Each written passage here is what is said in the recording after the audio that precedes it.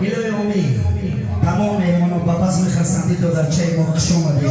خدا محمد جان خوشا پیر کنه، همین خانه توی خانه شود. گذشتگوی ما و شما را خدا رحمت کنه.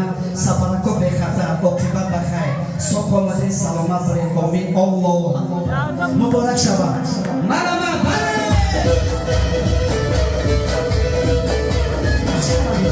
شما